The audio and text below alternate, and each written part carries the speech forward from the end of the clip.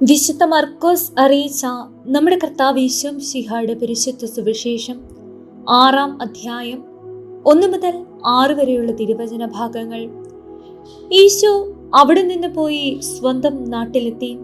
ശിഷ്യന്മാർ അവനെ അനുഗമിച്ചു. സാബത്ത് ദിവസം സിനഗോഗിൽ അവൻ പഠിപ്പിക്കാൻ ആരംഭിച്ചു. അവന്റെ വാക്കുകേട്ട പലരും ആശ്ചര്യപ്പെട്ട് പറഞ്ഞു, ഇവന് ഇതെല്ലാം എവിടെ നിന്ന്? ഇവന് കിട്ടിയ ഈ ജ്ഞാനം എന്ത്? എത്ര വലിയ കാര്യങ്ങളാണ് ഇവന്റെ കരങ്ങൾ വഴി സംഭവിക്കുന്നത്. ഇവൻ മറിയത്തിന്റെ മകനും യാക്കോബ്, യോസെ, യൂദാസ്, ശിമിയോൻ എന്നിവരുടെ സഹോദരനുമായ മരപ്പണിക്കാരനല്ലേ? ഇവന്റെ സഹോദരന്മാരും ഇവിടെ നമ്മുടെ കൂടെയില്ലേ? ഇങ്ങനെ പറഞ്ഞ് അവർ അവനിൽ ഇടറി. ഈശോ അവരോട് പറഞ്ഞു, സ്വദേശത്തും ബന്ധുജനങ്ങളുടെ ഇടയിലും സുഭവനത്തിലുമല്ലാതെ മറ്റെങ്ങും പ്രവാചകൻ അവമതിക്കപ്പെടുന്നില്ല. ഏതാനും രോഗികളുടെ മേൽ കൈകൾ വെച്ച് സുഖപ്പെടുത്താനല്ലാതെ മറ്റ് അത്ഭുതമൊന്നും അവിടെ ചെയ്യാൻ അവന് സാധിച്ചില്ല.